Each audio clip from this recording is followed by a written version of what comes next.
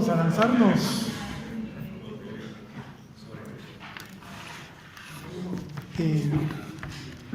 Bueno, ¿eso funciona? Sí. Sin problema. Bueno, nosotros hemos visto ya la primera parte sobre el capitalismo, la segunda sobre la crisis, la tercera, imperialismo, Estados Unidos, China. La pregunta que nos vamos a hacer hoy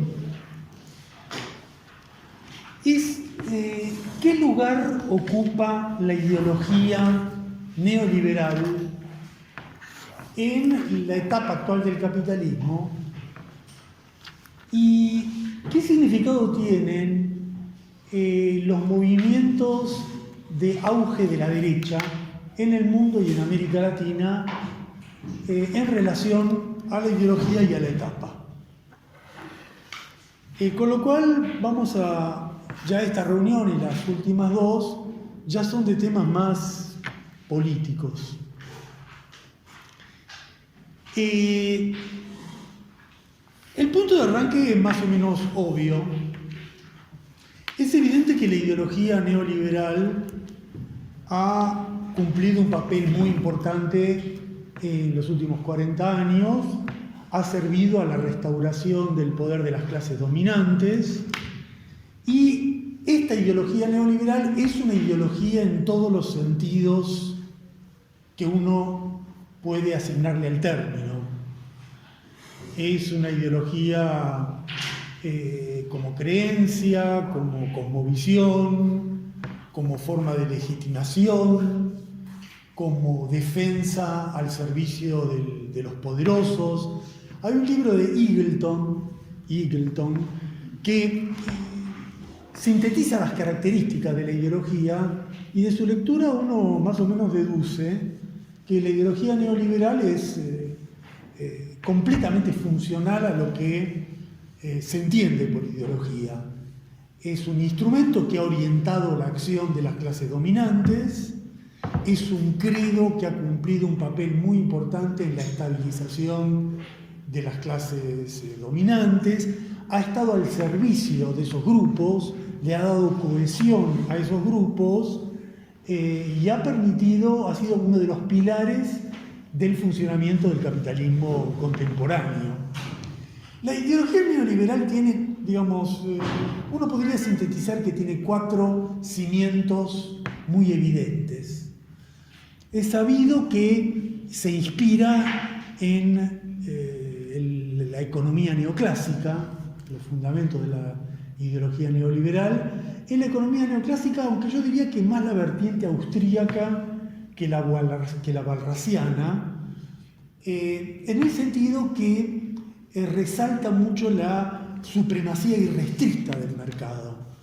La idea que el mercado no tiene que tener ningún tipo de límite, ningún tipo de frontera para que funcione el sistema. Y esto es bien de Hayek, bien de von Mises. Es la idea de que cuanto hay más plena libertad entre la oferta y la demanda, mayor es la capacidad del empresario para olfatear las señales del mercado y, captando las señales del mercado, tomar las decisiones de inversión, de consumo, de ahorro que permiten el funcionamiento del sistema. Por eso esta idea así tipo exagerada de un mercado que dominaría el funcionamiento de la economía, bueno, ha creado todos los mitos que han dominado en los últimos 40 años sobre la supremacía del mercado en la vida de los individuos y en el funcionamiento de la sociedad, que tiene que haber competencia, darwinismo social. Esto es como el eje bastante evidente de la ideología neoliberal. Hay un segundo principio, un segundo cimiento que ahora es muy evidente, que es la idea del emprendedor conectado a la empresa.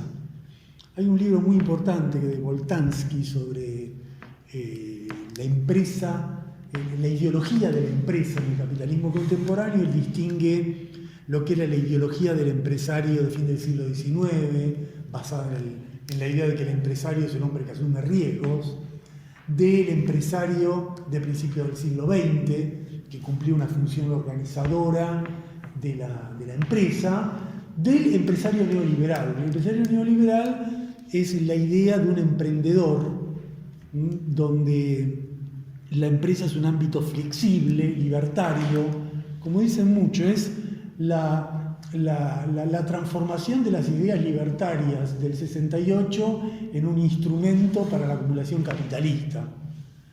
El tercer pilar claramente es la fascinación por las redes, el ciberoptimismo, la idea de esta mirada idílica del capitalismo a partir de la revolución informática como ámbito en el cual se consagran todos los principios del mercado. Entonces yo tengo un mercado libre y puedo elegir, entonces me meto, hay oferta, demanda, nadie me controla, yo negocio mis precios. Entonces el mundo de la red es uno de los dos mundos perfectos del universo ideológico neoliberal.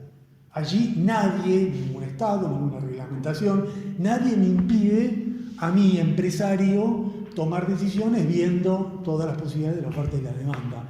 Es uno de los ámbitos que ha liberado el capitalismo moderno para el funcionamiento del mercado. El último gran ámbito de liberación del capitalismo para el ámbito del mercado es la globalización. La globalización es vista como la realización del mercado perfecto. Un mundo plenamente globalizado, no tiene restricciones, permite que funcione el libre comercio, y al permitir el libre comercio, cada país se especializa en sus ventajas comparativas, y en esa especialización hay un desarrollo del país y un desarrollo de la colectividad y del mundo. Entonces, estas son la ideología neoliberal ha girado a lo largo de 40 años en esta apología del mercado, en la apología de la empresa, en la fascinación de las redes y en el idilio de la globalización. Casi no hay que perder el tiempo para destacar las inconsistencias. Yo creo que hoy en día ya hay más literatura sobre las inconsistencias de estas cuatro ideas que en general son ideas que están más a la defensiva, tratando de demostrar su viabilidad ante la catarata, por donde lo quieran ver, de refutaciones prácticas, no teóricas.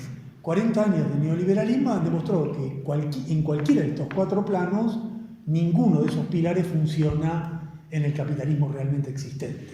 Básicamente en todas las regulaciones y el Estado determinan cómo funciona la empresa, cómo funciona la globalización, cómo funcionan las redes y cómo funciona el propio mercado. Ahora,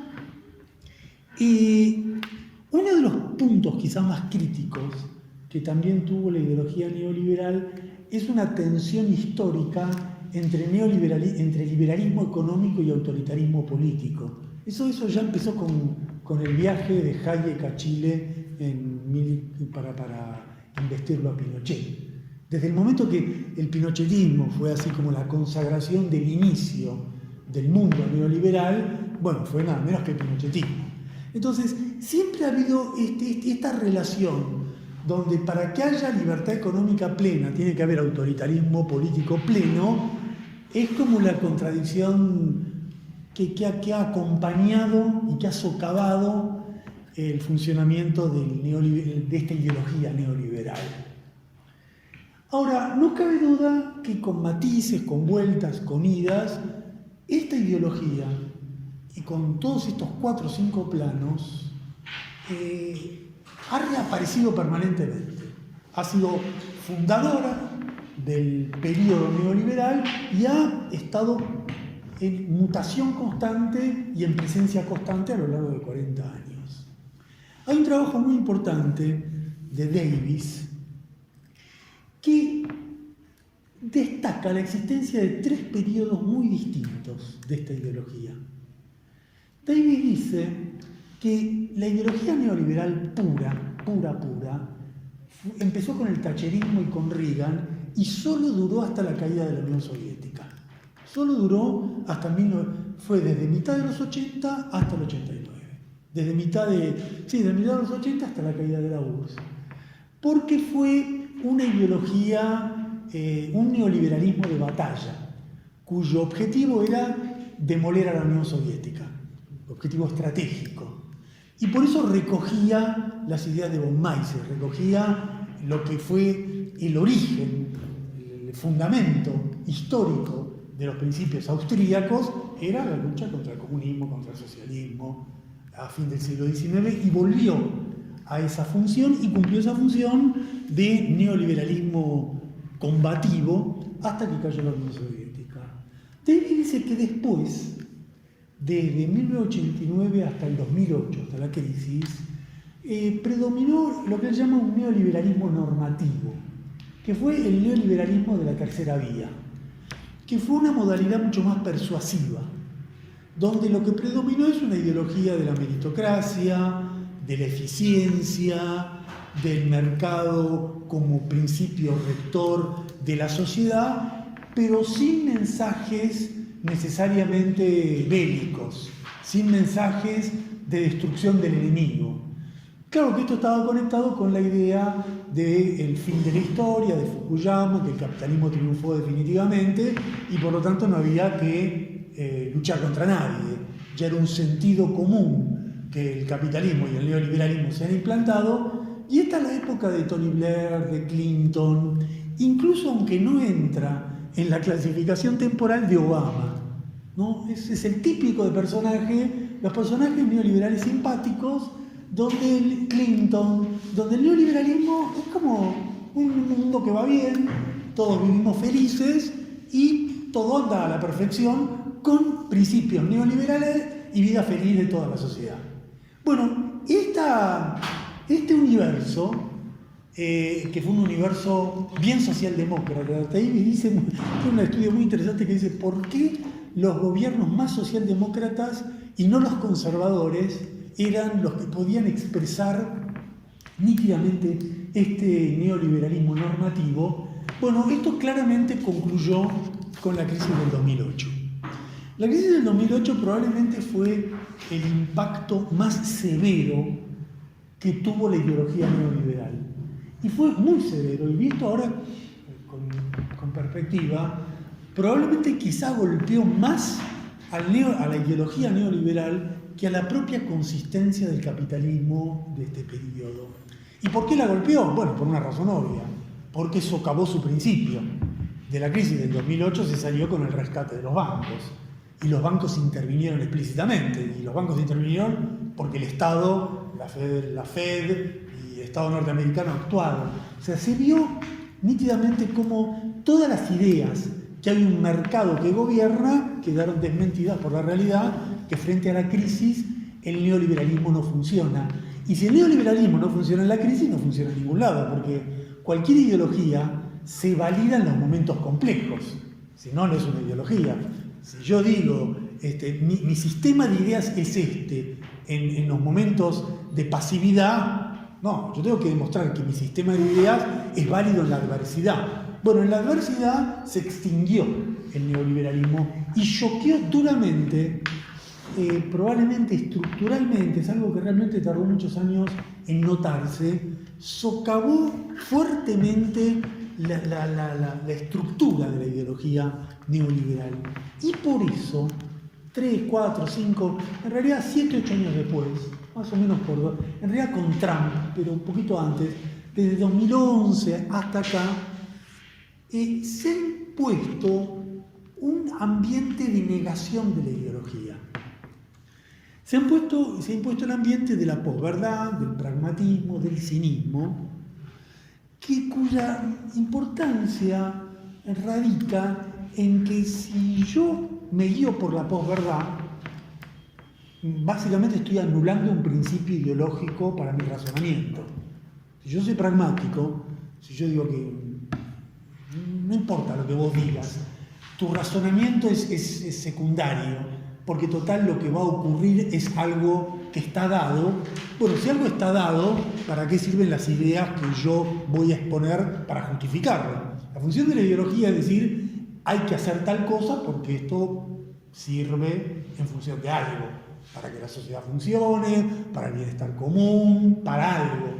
Si no hay un principio de ideas, es un momento de crisis ideológica general. Son momentos de cinismo, de pragmatismo, los momentos donde está socavado el principio rector, ¿no? Esta idea de Menem, yo digo cualquier cosa, total no importa. El problema es que yo digo cualquier cosa, total no importa, siempre bajo el capitalismo, esta es una biblioteca en la cual yo escribo, siempre es necesariamente transitorio. El sistema, la sociedad, no puede funcionar sobre el principio de no importa lo que yo diga. Porque diga lo que diga, porque si no importa lo que diga, ¿cómo legitimo yo mi existencia? Supondría que una sociedad es un mecanismo automático donde lo que dicen sus actores es irrelevante. Bueno, si es irrelevante lo que dicen, el mecanismo es puro, ¿cómo funciona esa sociedad? Los agentes no son racionales, los agentes no existen. Esta conversación no tiene importancia, nada de lo que sucede tendrá relevancia. Por eso, aunque esos momentos son muy impactantes, que es lo que está ocurriendo en los últimos años, donde no importa lo que se diga, no importa si una cosa es cierta o no es cierta, esa impronta posmoderna llevada al plano del funcionamiento del sistema político es necesariamente la expresión de la crisis de lo anterior, pero no reemplaza lo anterior. No es que el neoliberalismo fue reemplazado por el pragmatismo, no existe eso. Lo que hay es una crisis del neoliberalismo, de todo ese sistema de ideas. Y hasta tanto no encuentren su reemplazo, bueno, se transita por estos momentos donde la idea de que una sociedad puede funcionar sobre un principio de cinismo, que es un poco lo de Streeck, es algo poco consistente. La ideología, una sociedad, como dice Eagleton, la sociedad no funciona por la ideología, funciona por una estructura económico-social, pero no puede funcionar sin la ideología. No es el pilar de la sociedad, el pilar es otro, pero ese pilar no puede tener consistencia si no tiene un sistema de ideas que le permite a la clase dominante legitimar su dominación frente al conjunto de la sociedad. Esto no solo porque toda la sociedad tiene que seguir a la clase dominante, sino por algo más sutil. La clase dominante tiene que tener un principio que la organice a ella misma. No puede estar al garete. El propio establishment tiene que tener una guía. Bueno, Thatcher le dio una guía, Clinton le dio una guía, Trump le da una guía, alguien tiene que dar una guía. Esa guía es un conjunto de principios ideológicos que predominan en cada momento. La etapa desde el 2008 hasta ahora hay dos características. Una característica es este pragmatismo, cinismo, posverdad, que es la crisis de lo anterior, y el otro es una fuerte reaparición de lo que David llama el neoliberalismo punitivo, que es la renovada fuerza de la coerción. Él brinda el ejemplo de Grecia. Bueno, en Europa, Grecia, Syriza, la Unión Europea ejerce una punición sobre los griegos porque se atrevieron a poner en tela de juicio la Unión Europea. En realidad, más que el neoliberalismo punitivo es la pérdida de peso de la hegemonía en relación a la coerción. Si uno en esta conexión que existe entre fuerza y consentimiento, coerción y hegemonía, esta larga lectura que ha habido de Gramsci, yo creo que Perry Anderson, que empezó con eso hace 40 años, quedó preso, siguió toda su vida, estuvo dándole vueltas a ese tema, es el gran lector de Gramsci, y el último trabajo de él sobre él vuelve a analizar a Gramsci, y él llega a una conclusión bastante sensata. Él dice que se ha terminado sobrevalorando demasiado el peso efectivo de la ideología en proporción a la coerción. La ideología el sistema capitalista se basa en que hay una fuerza subyacente. Entonces siempre hay un equilibrio entre cuánto se ejerce la fuerza subyacente, cuánto pesa el funcionamiento de la sociedad con puras ideas. Si la sociedad es muy estable, basta las ideas. Si es muy inestable, tiene que emerger la coerción. Pero durante mucho tiempo hubo una idea, dice Anderson, creo que está muy bien, se creó una idea que prácticamente la coerción es tan subyacente que no pesa. Está tan ahí abajo que en el fondo lo que importa es cuáles son las ideas que encadenan a los dominados para el funcionamiento de la sociedad. Y lo que se está mostrando en los últimos 10 años es que poco a poco la fuerza coercitiva del capitalismo, las manifestaciones coercitivas del capitalismo vuelven a tener una gravitación creciente. Ahora van a ver por qué creciente. Entonces, hay una ideología neoliberal y hay una gran crisis de la ideología neoliberal. Estos son dos datos y estas son las dos evidencias. Dos periodos muy fuertes y desde hace 10 años una gran crisis que no encuentran un reemplazo. Bien. Hay un tercer problema teórico que hay que señalar para aproximarse a este tema. Hay una vieja pregunta entre los teóricos de la ideología, quizás más relevante, que se discuten mucho, pero quizás más relevante que las otras, que es ¿qué grado de influencia tiene la ideología dominante sobre los dominados? No cabe duda que una ideología de dominación cohesiona a quienes la profesan, a la clase capitalista. Pero ¿cuál es el grado de influencia que tienen sobre los sectores populares? Acá siempre hubo dos bibliotecas completamente opuestas, los que dicen que es muy influyente y los que dicen que es poco influyente. Y en realidad, esto que fue discutido en términos muy teóricos, en los últimos 30, 40 años dan un buen momento, un buen periodo para sopesar las dos bibliotecas. La corriente de Harvey mismo, encarna bien la idea de que la influencia de la ideología es hiperdominante sobre los dominados. Hay muchos trabajos, el Harvey lo expresa todo el tiempo, pero él tiene la idea que el gran problema del capitalismo es la alienación, que el gran fenómeno, lo más difícil de contrarrestar, es la alienación que genera el sistema capitalista sobre los trabajadores atados al consumo, la tarjeta de crédito y la financiarización de la vida cotidiana. Hay un libro que se llama El neoliberalismo de todos los días. Y obviamente él está pensando en un trabajador norteamericano, o en un trabajador inglés, pero sobre todo un estadounidense, donde está atado al consumo, está atado al pago de la tarjeta de crédito, está atado a un ciclo de endeudamiento por la pensión y por las hipotecas que le quitan todo margen de libertad para el ejercicio de su vida, de su libertad individual o para el ejercicio de su acción política. Entonces hay muchos estudios sobre cómo la financiarización de la vida cotidiana sofocó, y hay gente que interpreta que el gran problema que ha tenido en los últimos 30 años la clase obrera de Europa o de Estados Unidos es que quedaron desorganizados, desarticulados, porque la financiarización de la vida cotidiana debilitó los sindicatos. Hay un ejemplo, hay una idea, que es que la deuda siempre es personal, no se colectiviza. Si yo me bajan el salario, bueno, vos te lo bajaron, vamos juntos a la huelga. Pero la deuda que yo tengo, que hagamos un movimiento común, vos y yo, tiene que haber una explosión general de la deuda, porque en general la deuda la padezco yo, pero vos la podés seguir pagando. En el momento crítico de la deuda es que puede aparecer una colectivización de la resistencia, pero es obvio que es mucho más compleja que la colectivización de las resistencias laborales o tradicionales. Bueno, este es el problema de la financiarización de todos los días.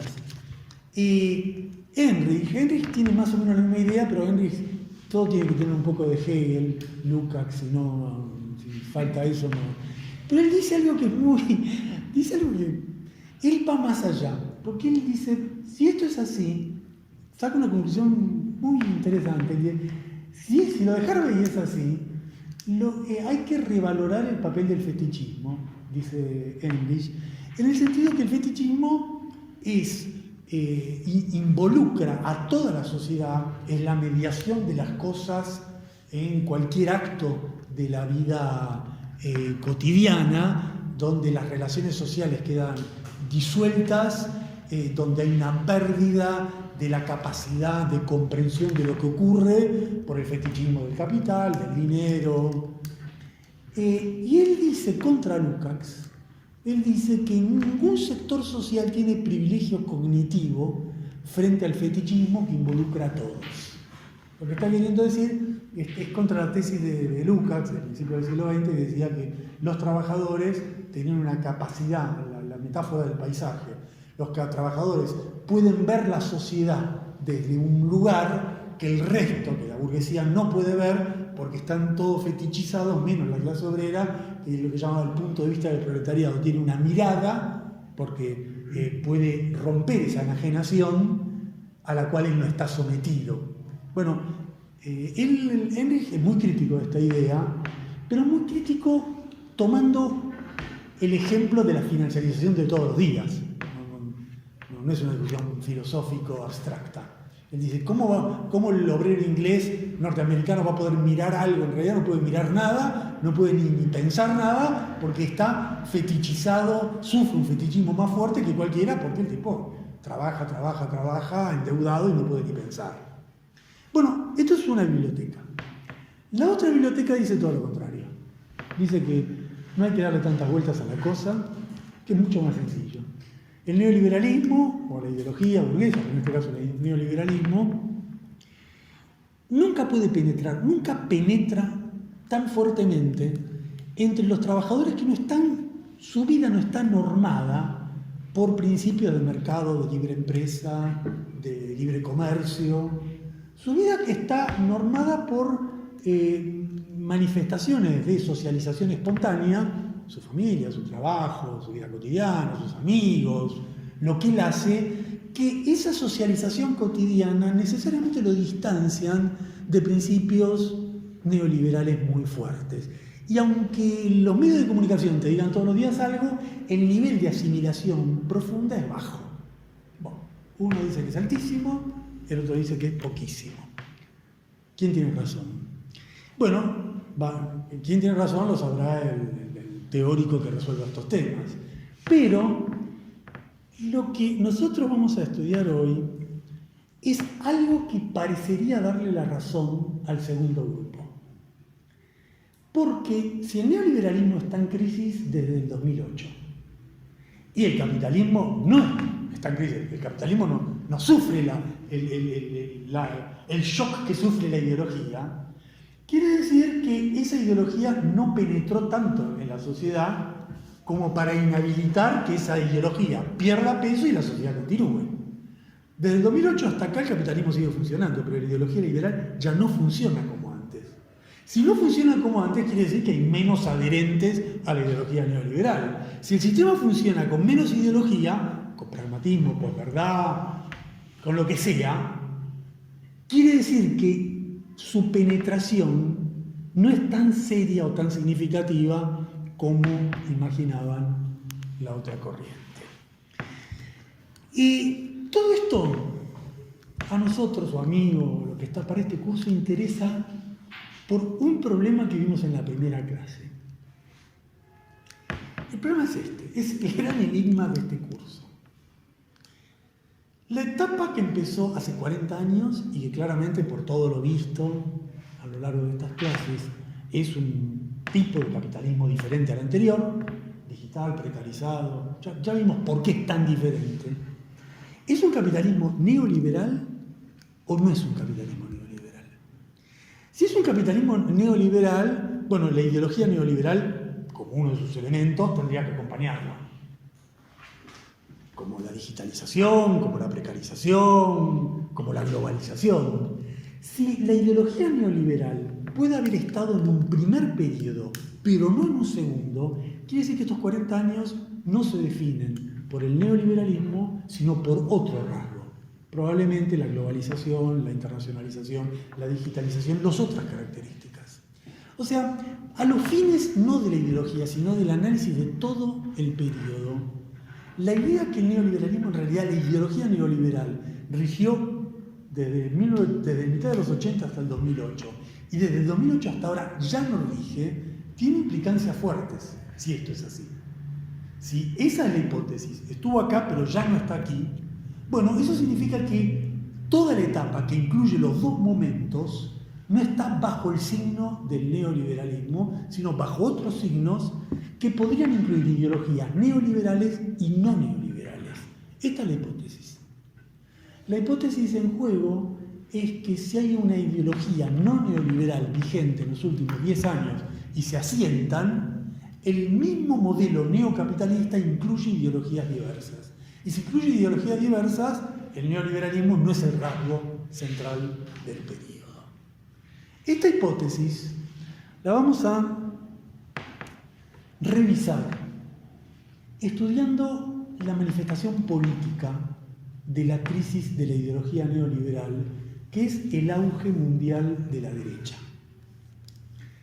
El auge mundial de la derecha, como lo llaman en Europa, la oleada marrón,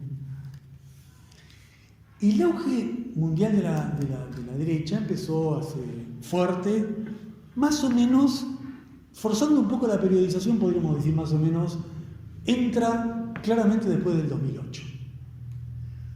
Después de la crisis del 2008, hay unos años donde no se sabe nada, y después algo que venía de antes empieza a asentarse fuertemente. Bueno, la principal característica de esta oleada derechista, a los fines de lo que vamos a estudiar hoy, es que es una ideología crítica del neoliberalismo, como ideología, como ideas. El auge de la derecha se embandera con principios críticos del neoliberalismo, de todos los planos del neoliberalismo. Conviene distinguir, vamos a ir viendo, la oleada derechista incluye muchas cosas, incluye muchos países, que son procesos muy distintos, región por región, con significados políticos también distintos. Pero no hay que perderse, y uno puede generalizar que existe. Por más distintos que sean, hay algo común. La derecha está en ascenso desde hace por lo menos 10 años. Y esa derecha en ascenso desde hace 10 años tiene en todos los países, un conjunto de manifestaciones comunes. La manifestación más significativa que tiene gran parte de esta oleada marrón es presentarse como opuesta a la globalización neoliberal. Es la manifestación de rechazo a todo lo que ha significado la globalización y todo lo que ha significado el neoliberalismo. ¿Y con qué bandera la derecha enuncia su rechazo al neoliberalismo y a la globalización? Bueno, con la bandera natural del nacionalismo. Yo no quiero el neoliberalismo, no quiero la globalización porque restauro los principios del nacionalismo. Pero como es derechista, como es una oleada de derecha, es con los principios del nacionalismo xenófobo, del nacionalismo chauvinista, de lo que se llama el nacionalismo reaccionario. Este resurgimiento del nacionalismo es el primer dato que ha llamado la atención de muchos analistas y de por sí es muy generalizado y ya nos está diciendo algo contra las teorías transnacionalistas que vimos en distintas clases. Si el nacionalismo puede resurgir con tanta fuerza en tantos países, quiere decir que la idea de una clase transnacional, de una etapa transnacional, no tiene mucha gran consistencia. Si hay un mundo cosmopolita de clases dominantes que se enlazan entre sí, bueno, ¿cómo es que surgen tantos nacionalismos? Salvo que uno lo mire como el episodio final reactivo frente a lo que está emergiendo. Pero una lectura más directa dice algo más obvio. Simplemente el Estado Nacional no desapareció, el Estado Nacional en general estuvo muy socavado por la globalización neoliberal. Esa globalización lo que socavó no son todas las funciones del Estado, socavó la legitimidad del Estado. No es que el Estado dejó de atraer capitales externos y sancionar leyes favorables a la inversión extranjera, pero socavó la legitimidad del Estado Nacional frente a la globalización. La idea general, yo no puedo hacer nada frente a la globalización, ¿qué quiere decir? Yo, el Estado, si yo, Estado, no puedo hacer nada frente a esto, se socava mi legitimidad frente a una legitimidad externa. Entonces, hay un nacionalismo y hay un soberanismo con las formas más regresivas del soberanismo. Formas regresivas que es, en Europa, son los nacionalismos que no encarnan legítimas demandas nacionales de antaño, no sé, Cataluña y País Vasco, sino que defienden el interés de las minorías que no quieren compartir sus riquezas, la Liga del Norte, Flandes. Y también es un nacionalismo muy conectado con la antipolítica. En todos los casos es una derecha que surge en el margen del sistema político, criticando el sistema político, y esto por lo que decía Durkheim, porque el neoliberalismo generó anomia. Las consecuencias más importantes del neoliberalismo es debilitar la legitimidad del Estado y generalizar la anomia entre los individuos de la sociedad. La pérdida de sentido. La pérdida de sentido porque las colectividades son destruidas. El neoliberalismo destruye el sindicato, destruye la familia, destruye las amistades, destruye todo. Entonces genera lo que Durkheim denominaba la anomia, la pérdida del sentido de vida del individuo, y en ese mundo de desarticulación aparece la antipolítica, la crítica a la política, y la derecha está muy conectada con ese sentimiento, canalizando ese sentimiento. El otro rasgo general de la derecha es la reaparición de las religiones. De todas sus manifestaciones. Lo que cambia es, si estás en el mundo árabe es el islamismo, si estás en América Latina son los evangélicos, depende de donde estés, es la religión que te toca, pero en todas es claramente una manifestación de búsqueda, de repliegue, de búsqueda de algún paraíso perdido, y como dice muy bien Ashkar, es la forma más compleja de todas las ideologías, lo demuestra su longevidad. No es que la religión, no es que, como decía Marx, es ridículo el ateísmo que postule abolir la religión. Si el mercado es un proceso milenario, la religión ni te cuento. Entonces son procesos ideológicos muy complejos, pero que están conectados con este proceso. Y fíjense también que el ascenso de la derecha no es una expresión directa de una crisis económica. No es que hay una crisis económica, sube la derecha. Hay países donde la crisis económica es muy aguda y no sube tanto la derecha, y otros donde no es tan aguda y la derecha, los países de la Unión Europea, Austria, no sé cuál será el nivel de crisis de Austria, pero no es el nivel de crisis de Argentina, y Alemania, la joya de la economía europea, suben los nazis. Quiere decir que, como dice muy bien un autor, Paleta, hay un universo general de crisis económica, pero en cada lugar la derecha sube en función de la crisis de capacidad de los grupos dominantes de mantener su hegemonía sobre la sociedad. Entonces, hay un conjunto de características del ascenso mundial de la derecha. Y este conjunto de características es el nacionalismo, la crítica a la política tradicional, la religión, la crisis de la hegemonía. Si uno mezcla todo eso, ¿qué tienen en común todos esos rasgos? Todos son la antítesis de la ideología neoliberal previa. Es todo lo contrario del cosmopolitismo. Es el anti-Tony Blair, el anti-Clinton, el anti-Obama. Estas ideas. Es algo que no me gusta de ese mundo neoliberal, socialdemócrata de los años 90. Y lo que cambia en cada lugar, en cada zona, lo que cambia en gran medida son los focos de atención, los temas. Es una derecha conectada con todas estas características, pero con temas distintos. En general, la derecha de los países centrales, de Europa, de Estados Unidos, tiene tres focos grandes. El primer foco es la inmigración. En todos los lugares, la derecha surge con fuerza derechista denunciando a los inmigrantes como los causantes de todas sus pesadillas y tornando a la inmigración un delito. Por eso en Europa, en Estados Unidos, hacer el muro, militarizar el Mediterráneo y cerrar los ojos frente al hecho evidente, que es además frente a dos hechos evidentes. El primero es que el número de inmigrantes es chico.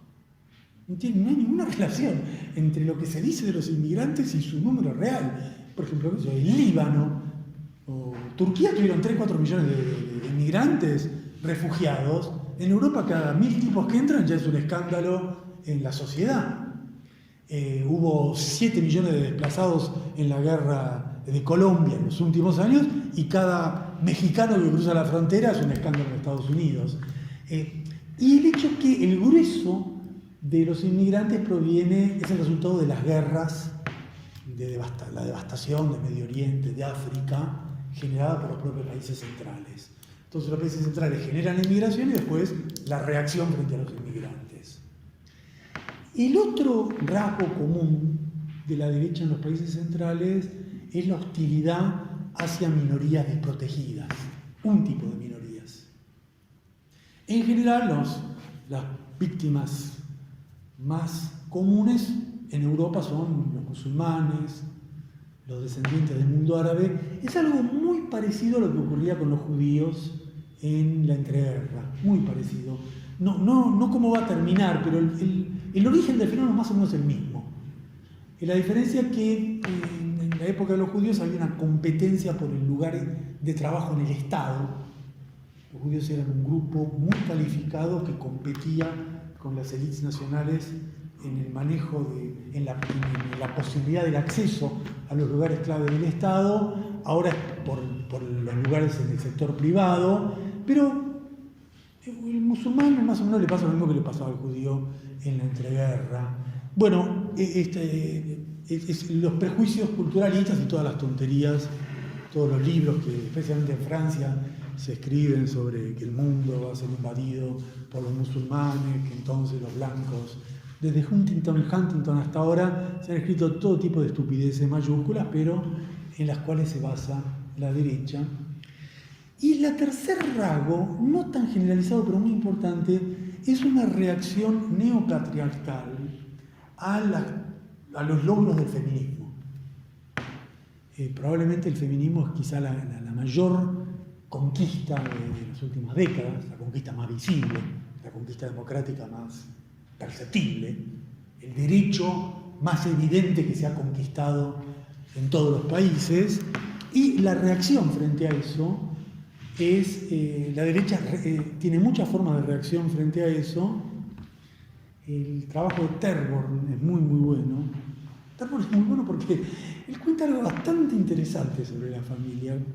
Él dice una cosa muy interesante, dice que la familia es una unidad rota desde afuera, que lo que desestructura a las familias son los cambios en la sociedad. La mujer trabajando no se rompe desde adentro, y hace un análisis bastante detallado de lo que ocurre en las familias de la clase media, lo que ocurre en las familias de la clase trabajadora, pero a los fines de lo que nos interesa a nosotros, lo importante es que la derecha reacciona frente a eso, ¿no? En defensa de la familia tradicional, en cada lugar de maneras distintas, pero siempre con una bandera reaccionaria para quitar derechos a las mujeres o a los homosexuales o a cualquier campo de libertades que se han obtenido en ese terreno.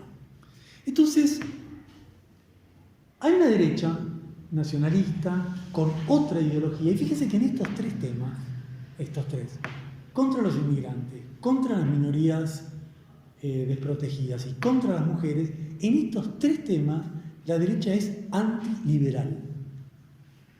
También acá es antiliberal. Porque el liberalismo, con todas sus variantes, demagógicas o no, por eso Lipovetsky puede ser viva el aborto, un derechista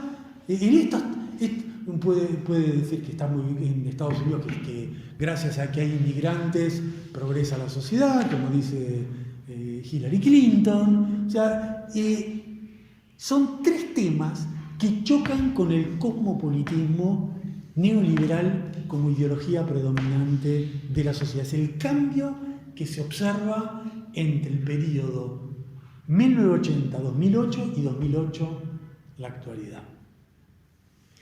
Bueno, hay dos lugares que son dos lugares que son epicentro de estos procesos. Uno claramente es Europa, quizás el más importante. La oleada marrón en Europa es la más visible.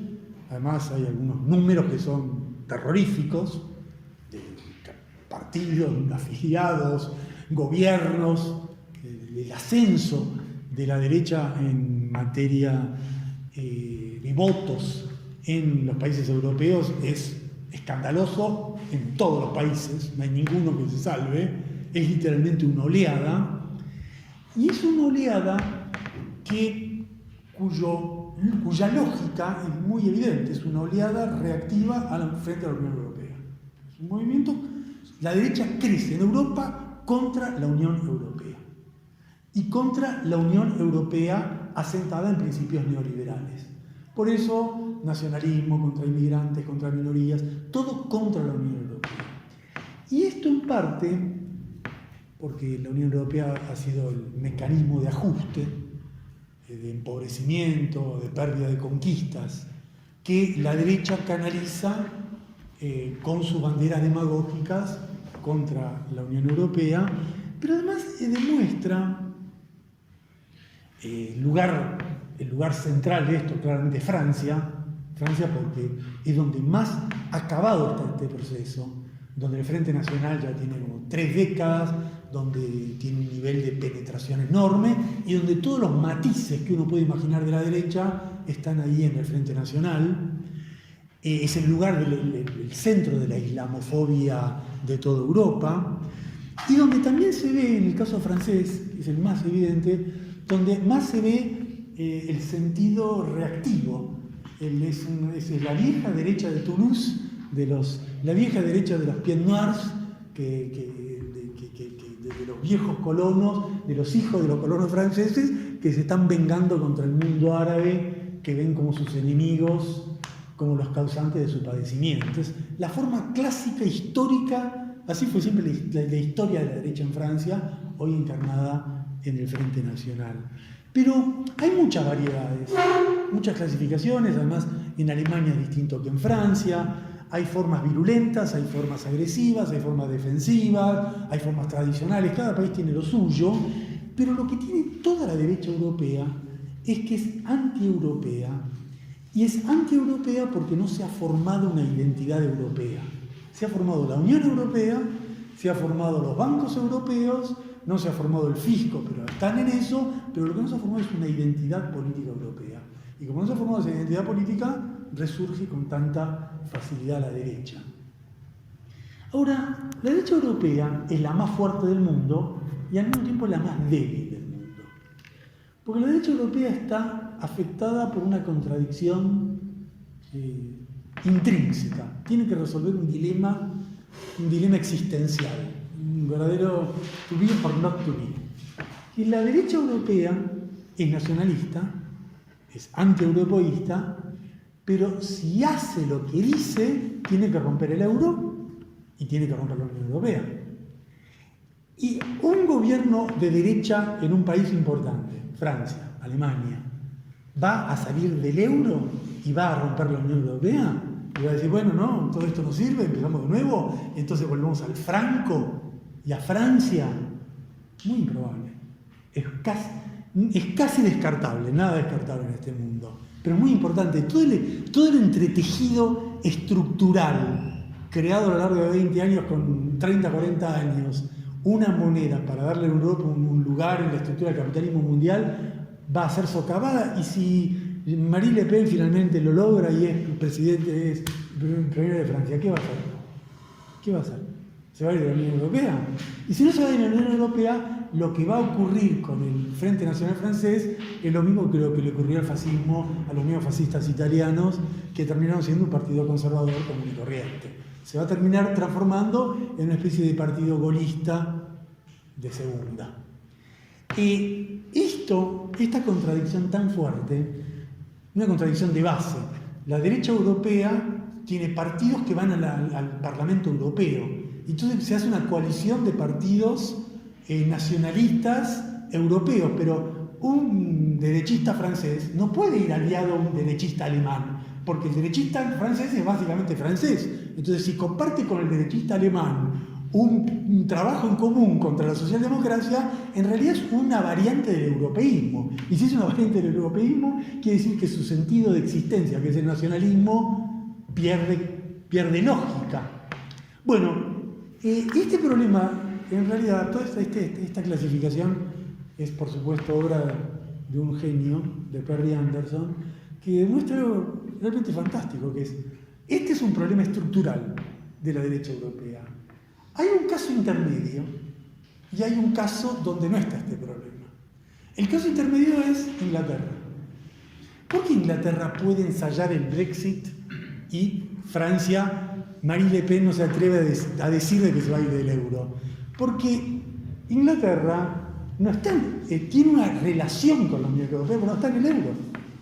Y no está en el euro porque siempre apostó a una estrategia que combinara la coalición económica con Europa, la conexión comercial y financiera con Europa, pero al mismo tiempo una estrategia internacional propia derivada del pasado imperial propio de Inglaterra, que tiene todavía por eso ellos aspiran, los ultra-Brexit quieren volver a conformar una especie de nuevo imperio o algo raro, que también es un sueño, pero el hecho que consideren el Brexit, el hecho de que el Brexit esté en marcha, demuestra que un medio nacionalismo es factible todavía en Inglaterra. Medio nacionalismo, porque Inglaterra ya no puede jugar sola y en realidad si no está con Europa va a tener que estar con Estados Unidos, pero puede tener una autonomía porque tiene autonomía de Bruselas, siempre la tuvo, mantiene esa situación intermedia. Entonces la derecha inglesa puede cumplir un rol que la derecha europea no puede cumplir. ¿Y quién es el que sí encarna plenamente un proyecto derechista coherente o de mediano plazo? Es Trump en Estados Unidos. Porque según ya lo vimos, ¿no?, en la clase sobre Estados Unidos, Trump sí tiene una estrategia. Creo que toda la clase estuvo destinada a apuntar que Trump tiene una lógica, tiene una coherencia y sigue esa estrategia.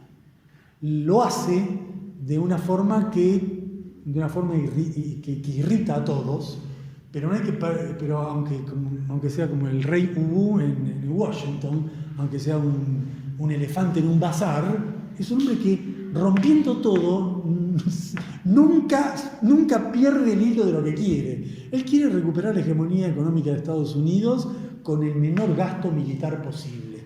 Y para eso se pelea con China y buscará, en la gran disputa de quién va a manejar la globalización, China o Estados Unidos, intentar que sea Estados Unidos. Bueno, él quiere eso. Para lograr ese objetivo, es que Trump le da al Estado norteamericano un margen político, ideológico, un margen de autonomía muy superior a todos sus antecesores. Por eso hace y dice porque tiene una estrategia destinada a lograr, tiene un programa audaz, y por eso es que aunque ahora cayó, no cambia, Trump lo mandó a Bannon, a Europa, a construir una derecha europea que obviamente falló porque era ridículo, porque iba a construir una derecha europea tributaria de Estados Unidos. Si un francés no puede ir al Parlamento en alianza con un alemán, es más ridículo construir un eje. Es como, él trata a Europa como si fuera Bolivia. Bueno, está bien, pero sí, Francia no es Bolivia. Y los derechistas le dijeron, mira, Bannon, para la mano. Nosotros no podemos ser subordinados explícitos de Estados Unidos. Pero Trump mandó a Bannon a Europa, en cambio Marine Le Pen no manda a su segundo a Estados Unidos a construir la derecha norteamericana dependiente de Francia. La derecha, el proyecto de Trump tiene una dirección que no está presente en Europa. Por lo tanto, Europa es el epicentro formal Inglaterra es algo en el medio, pero la realidad de este proceso está en Trump. El eje de este proceso está en Trump. El que encarna este giro es Trump. Y por eso Trump, eso fue lo que charlamos tanto en esa reunión, por eso Trump combina una ideología no neoliberal con la continuidad extrema de la etapa del capitalismo. Por eso ahí está el secreto del periodo actual, en esa combinación que está haciendo Trump. Bueno, ¿cómo conceptualizamos todo esto? ¿Con qué palabras, con qué términos? Bueno, el concepto más común, más usual para comprender esto es considerar que la derecha debe ser entendida como populismo, que el populismo es el término que mejor clarificaría las características de esta derecha. A veces se habla de movimientos antisistémicos, pero eso sería más una descripción. Populismo es el término en boga, por eso se habla de populismo de derecha. El problema del populismo para los argentinos, para los latinoamericanos, es que es algo que tiene mucha historia. Aunque los medios lo han descubierto ahora, tiene muchas historias y todas las ambigüedades y vaguedades del populismo como concepto chocan más a la hora de poner a Trump, Marine Le Pen y el Brexit todo en un mismo paquete de algo común. Parece difícil, el populismo además tuvo sentidos históricos distintos. El populismo norteamericano y el populismo ruso tienen orígenes históricos muy importantes, pero eran fenómenos completamente distintos. En realidad, el populismo es una vaguedad, un concepto vago que tiende más bien es una... el término populismo existe porque hay liberales que lo enuncian. Si no hubiera un liberal que dice que el otro es populista, es muy difícil definir el populismo en sí mismo. El populismo se define por lo que el liberal dice en forma peyorativa o por lo que el liberal intenta conceptualizar. En general, la idea de un líder, un caudillo que va más allá de las instituciones. Entonces, Trump, Chávez, Berlusconi, Evo Morales, todos son populistas. Bueno, si son todos populistas, es difícil encontrar un orden lógico a las cosas. Por eso yo creo que ese es el gran problema de Laclau. Ese es el gran problema de reemplazar la definición de un sujeto por sus intereses sociales, caracterizarlo por las identidades que asume, suponer que esas identidades se expresan en un tipo de discurso y que la articulación de esos discursos define un curso político. Yo creo que eso es más vago que el populismo. Además, como dicen muy bien los críticos de Laclau, si se pueden articular discursos en función de las identidades sin ninguna conexión con los intereses sociales, bueno, un banquero podría perfectamente proclamar la necesidad de no pagar la deuda. Se rompe la conexión entre el discurso, el sujeto y los intereses que está representando. Yo tengo igualmente la impresión que yo participo de toda la corriente de gente que piensa que en realidad en vez de hablar de populismo hay que hablar de derecha o de izquierda. Que el término populismo es un agregado que solo genera confusiones, que solo aporta confusión a clarificar el alineamiento político de una formación. En cambio, si yo digo que alguien es de derecha o de izquierda, puedo poner que de extrema izquierda, de izquierda moderada, pero izquierda y derecha, desde la Revolución Francesa hasta ahora, han ordenado los campos de la política en función de la defensa de un principio de igualdad o la defensa de un principio de privilegios. Y ya en el marxismo, la defensa de un interés social de los oprimidos o de un interés social de los capitalistas. Pero eso es un criterio ordenador del mosaico político, me parece mucho más sensato que el populismo. Bueno, con ese criterio yo tengo a la derecha europea, a las distintas formas de la derecha europea, y no tengo necesidad ni beneficio en incorporarle el término de populismo. Más complicado y al mismo tiempo mucho más importante es el problema del fascismo. mucho más importante es tratar de contestar la pregunta si la derecha actual es o no es fascista. Esto ya no es vago, no es genérico, es muy concreto. En general, los liberales tienden a calificar de fascista a cualquiera que tenga un lenguaje o un discurso próximo al fascismo. Entonces, en Estados Unidos, Trump para el New York Times es fascista porque dice cosas disparatadas. Y Bolsonaro es fascista, Chávez es fascista, cualquiera que diga alguna cosa exagerada es un fascista. Bueno, el problema es que el fascismo no se define por lo que uno diga, es un componente del fascismo. La retórica es un elemento, la ideología es un elemento, pero el fascismo se define especialmente por la combinación de esa retórica con una práctica acorde con esa retórica. El fascismo básicamente es el uso de la violencia rompiendo el esquema político de la estructura de la ley, del sistema político. No hay fascismo sin uso generalizado de la violencia. Un presidente puede decir lo que quiera, pero si dice lo que quiera y no ejerce la violencia, será bonapartista, populista, lo que quiera. Si ejerce la violencia rompiendo la estructura del sistema político, eso se empieza a aproximar al fascismo. El fascismo requiere muchas condiciones. Una base de masas, un enemigo social, un liderazgo definido. Requiere muchas circunstancias, pero de todas esas circunstancias, la predominante es el ejercicio explícito de la violencia para llevar adelante los objetivos de un proyecto político. Y la violencia rompiendo los moldes coercitivos corrientes del sistema. O sea, un cambio cualitativo en el uso de esa violencia. Por lo tanto, decir que Trump es fascista, en general apunta a que para que no gane los fascistas tenemos que estar en el Partido Demócrata y votar a Hillary Clinton. Más o menos ese siempre es el razonamiento de muchos liberales, o como dice Fraser, de los neoliberales progresistas.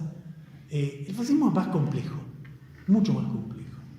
La pregunta si la derecha actual es fascista o no es fascista es algo que hay que responder, en mi opinión, introduciendo una distinción, una clasificación, una distinción.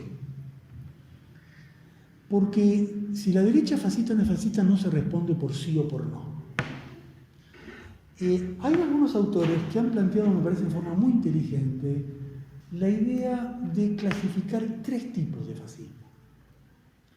Y lo que en general uno tiene en mente cuando habla de fascismo es lo que se llama el fascismo clásico o el fascismo histórico, Hitler y Mussolini, que fue el modelo de fascismo que imperó en la entreguerra como resultado de 2 fenómenos muy específicos de la entreguerra: la amenaza de una revolución socialista y las guerras interimperiales. Ese mundo, ese universo de guerras generales y la amenaza próxima de una revolución socialista. Esos 2 componentes son los 2 componentes que después ordenan lo que vino. Las clases dominantes actuando en forma desesperada frente a esos 2 hechos, un líder fascista unificando a las clases dominantes y una gran movilización que rompe, una gran movilización de las clases medias derechistas contra las clases obrera progresista. Todos esos componentes fueron los elementos del fascismo de entreguerra, todos esos. Y el uso de la violencia en ese componente.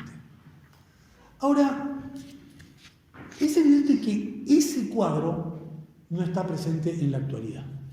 En la actualidad no hay amenaza comunista de una revolución comunista, no hay guerras en el sentido de guerras generales que involucren a la mayoría de la población en una conscripción en Europa, Estados Unidos y Japón, no hay una fragmentación total entre la clase obrera y la clase media contrapuestas.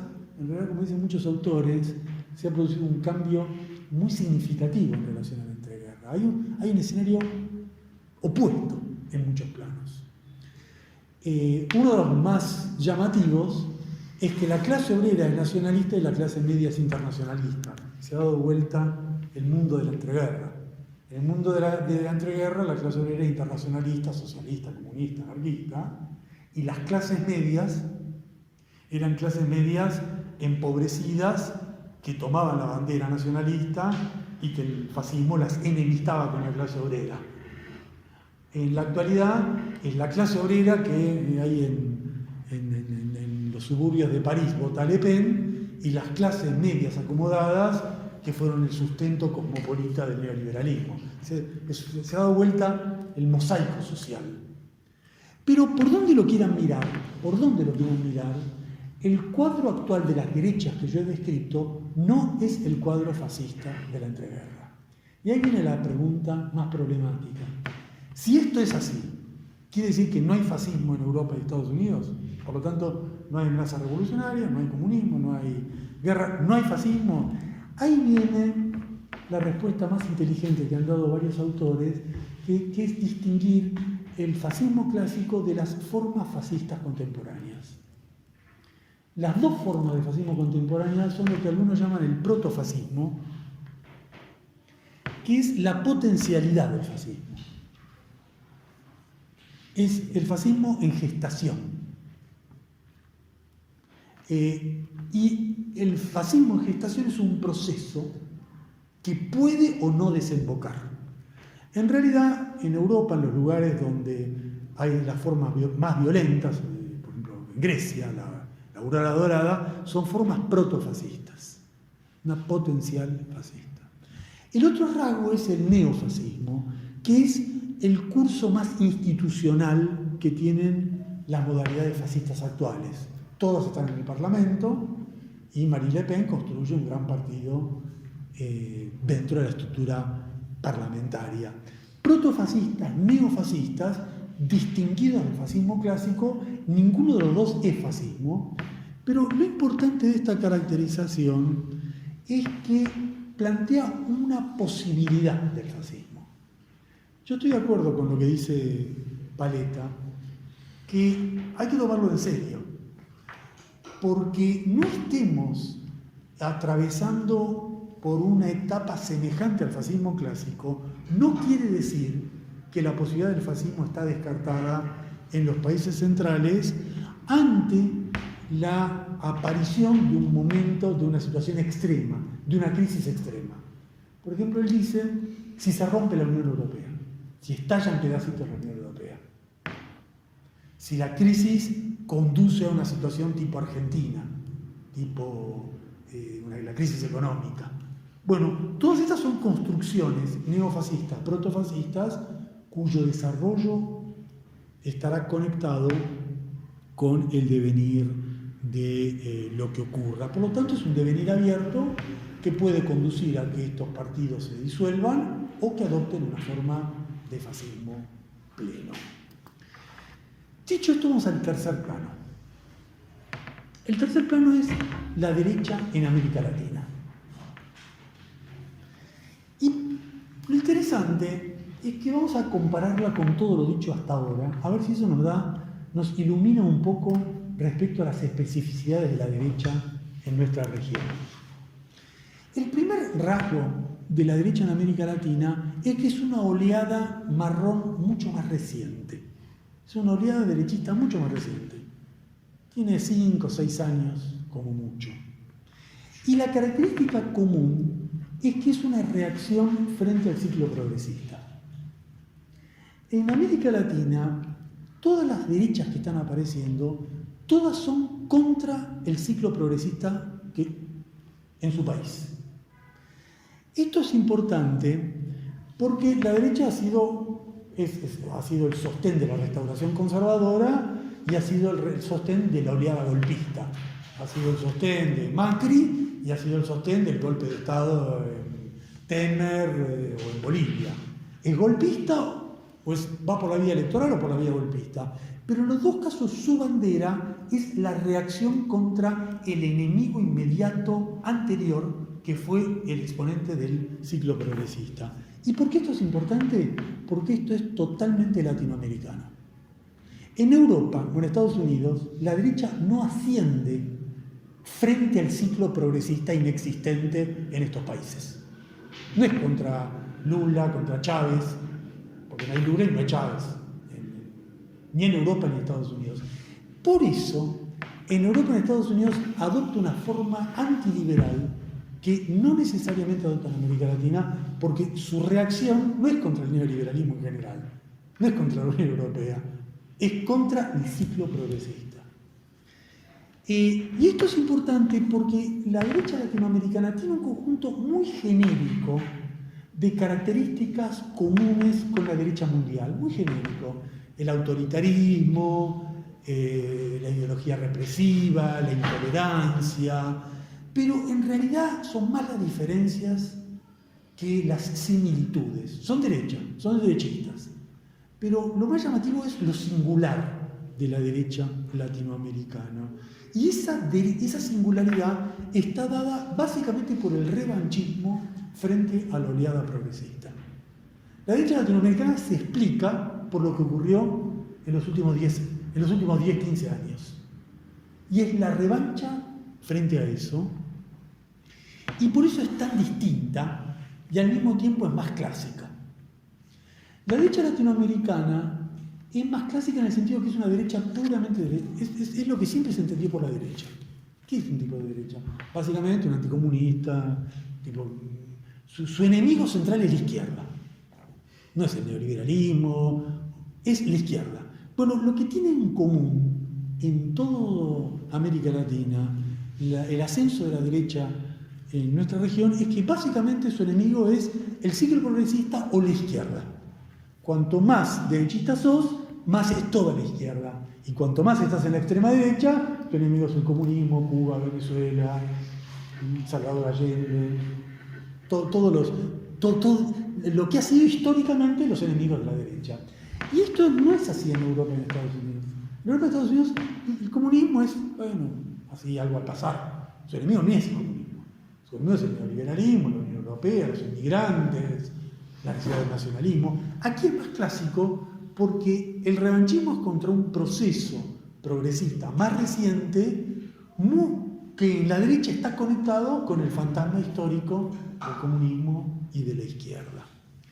Por esta razón es que la derecha latinoamericana tiene estas dos singularidades bien distintivas. Es una reacción frente al ciclo progresista, tiene formas muy clásicas de la derecha, por eso tiene formas distintas a la derecha europea y mundial. En primer lugar, son distintos sus temas, sus prioridades y sus preocupaciones. El enemigo de la derecha latinoamericana no es la inmigración. Porque como es una región periférica, aquí, más que recibir inmigrantes, aquí mandamos. Entonces, no es el gran drama los que llegan, sino el problema es lo que dicen los países centrales respecto a los que de acá se quieren ir. Es bastante natural que en una región periférica la inmigración no sea el enemigo de la derecha, porque no es la llegada lo central. Lo que ha dominado el discurso derechista no es tanto la inmigración, aunque sí hay, es la delincuencia. Y esto es importante porque en Europa no es la delincuencia sino la inmigración. Por supuesto que en los dos es la delincuencia y la inmigración, pero el tema es la proporcionalidad de los procesos. ¿Por qué en América Latina el gran fantasma es la delincuencia y no la inmigración? Por el tipo de violencia que hay en América Latina. Hay una cosa paradójica, que es que América Latina es una de las regiones más violentas y menos violentas del mundo, según como uno lo quiera mirar. Si uno mira la violencia por el parámetro de las guerras, es la región menos violenta del mundo. En ninguna parte del mundo hay tanta ausencia de guerras como en América Latina. Prácticamente no hay ninguna guerra de un país contra otro desde hace mucho tiempo. En cambio, en todo el resto del mundo, todo el tiempo hay una guerra de alguien contra alguien. América Latina es un lugar donde no hay guerras y por lo tanto hay poca violencia. Y sin embargo, de las 50 ciudades, 43 de las 50 ciudades, 43 de las 50 ciudades más peligrosas del mundo están en América Latina. El nivel de violencia social conectada con la criminalidad, con la delincuencia, no tiene no tiene parámetro comparativo. América Latina está ahí al tope. No hay países como Salvador dominado por las maras. No hay otro país como México donde hay 300.000 muertos y 23.000 sin reconocer en la guerra contra el crimen organizado. Entonces, lo que hay es un tipo de violencia singular que es el resultado directo del neoliberalismo. Esta violencia de los últimos 40 años no es una violencia histórica de América Latina. Es el resultado de la desintegración general de la sociedad que produjo el neoliberalismo, que en vez de anomia directamente destruyó sociedades enteras. Y al destruir sociedades enteras generó este nivel de violencia. El otro gran tema de la derecha latinoamericana es la corrupción. En Europa no es la corrupción, en Estados Unidos no es la corrupción. ¿Por qué? Porque la corrupción es el gran instrumento de construcción ideológica de la derecha latinoamericana en esta conexión que ya todos vemos de medios de comunicación, poder judicial, fuerzas represivas. Bueno, ¿cuál es el discurso que conecta a el juez Moro con los militares brasileños, con la Red Globo? ¿Qué es lo que conecta? La corrupción.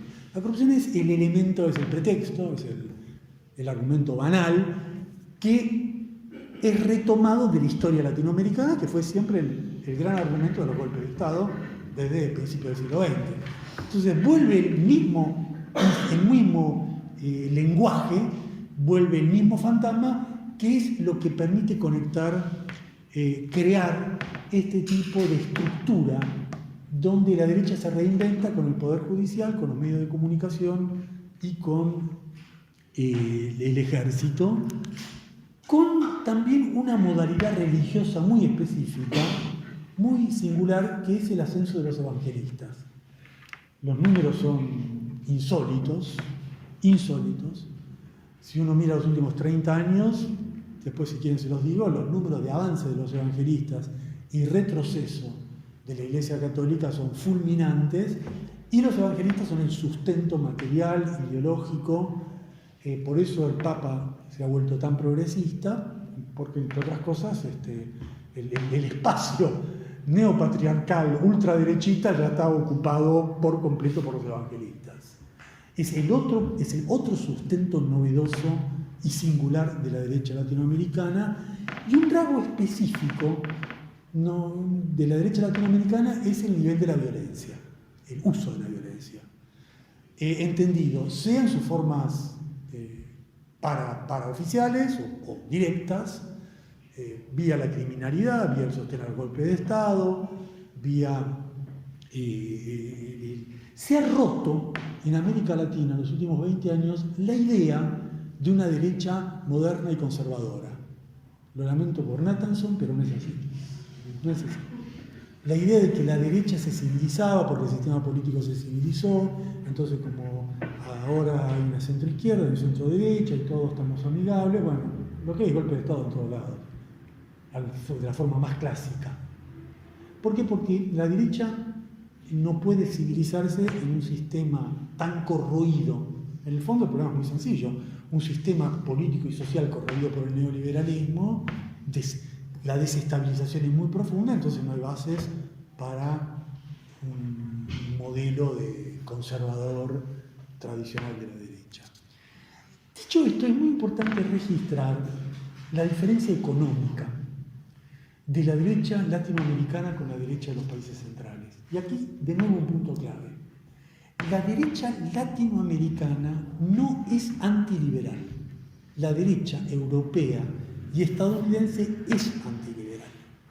Ahí se da la paradoja tan extraña. Porque todo lo que yo describí al principio de la derecha es una reacción contra el neoliberalismo, contra el cosmopolitismo, nacionalismo, que es Trump, proteccionismo, aranceles, que el mercado que el Estado vuelva a estar presente.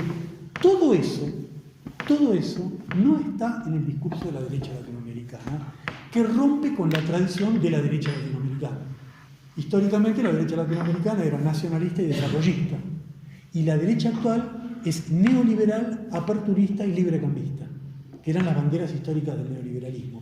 se da esta combinación tan singular de ultraderecha política con liberalismo económico a pleno.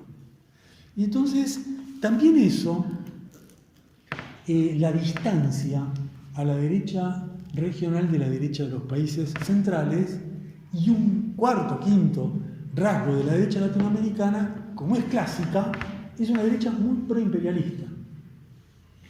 No es una derecha nacionalista, no es la derecha nacionalista de los años 40 que quería construir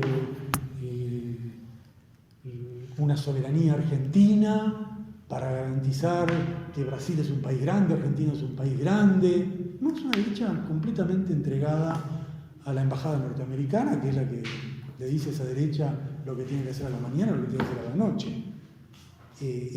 Es otro componente de derecha puramente clásica. Entonces, todo esto nos permite,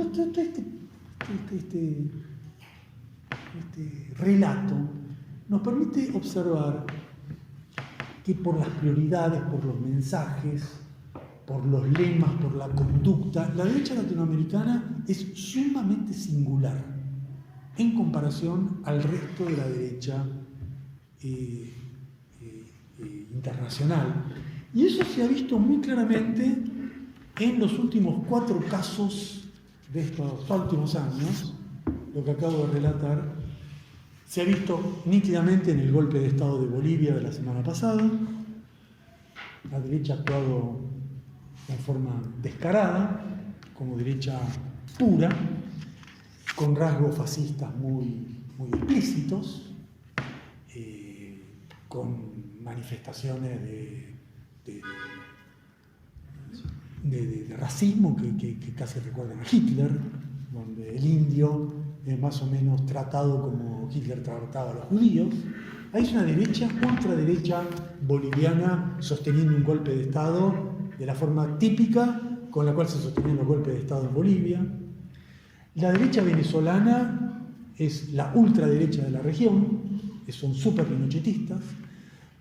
Como la derecha es una reacción frente a procesos, cuanto más radical es el proceso, más radical es la respuesta. Eso sí es. Y la derecha venezolana, en su práctica, todos los golpes que intentó este año, todo lo que hizo, es tan virulenta por la radicalidad del proceso chavista que quiere demoler y que no puede demoler. Bolsonaro es otro caso bastante evidente de una derecha reactiva. Su bandera fue Lula, armó el proceso contra Lula, ahora sufrió una serie de derrotas con la liberación de Lula. Bolsonaro está construido contra Lula. Y la ideología de Bolsonaro es contra el PT, contra la izquierda, contra el comunismo, el PT y con ese tipo de fantasmas históricos de la derecha brasileña contra el comunismo. El caso argentino justamente es quizás el más raro de todo esto. Es el más raro porque es justamente la derecha más agazapada. La que apareció con los cacerolazos, la que apareció contra el ciclo progresista, pero fue, digamos, domesticada, absorbida primero por Macri, quedó ahí, ahora está esperando, vamos a ver lo que ocurre, pero tiene una gran diferencia estructural con la derecha del resto de América Latina que carece del sostén básico para un proyecto de derecha, que es el ejército, por las razones que condujeron al reducido, casi nulo rol que tiene el ejército en la Argentina, Malvinas y el juicio de las juntas. La derecha no tiene una estructura en la cual montar un proyecto sostenido. Por eso siempre tiene que estar dando vueltas en los márgenes y no puede actuar como en Bolivia, como en Brasil. Dicho esto, volvamos antes de terminar a los conceptos. La derecha latinoamericana, ¿qué es? Bueno, populista, los mismos problemas del populismo, no, es un concepto vago. ¿Es una derecha fascista?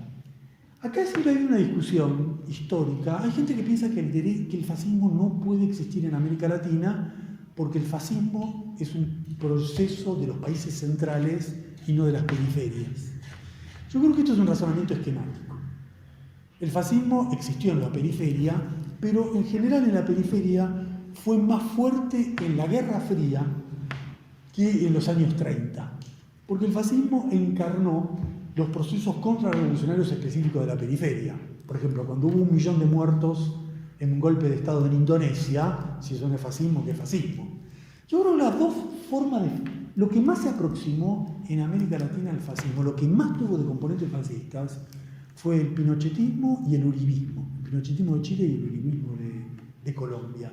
Sin ser plenamente fascistas, no reúnen todas las condiciones, tienen muchos de sus componentes, bases sociales, discursos y el ejercicio práctico de la violencia.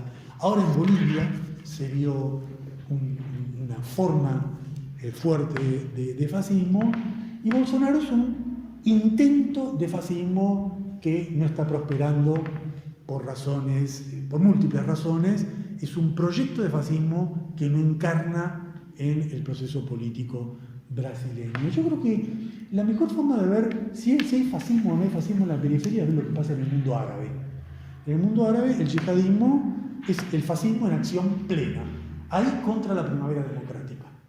De la misma manera que la derecha en América Latina es una reacción frente al ciclo progresista, el yihadismo en el mundo árabe es una reacción contra la primavera democrática y con formas de ejercicio de la violencia.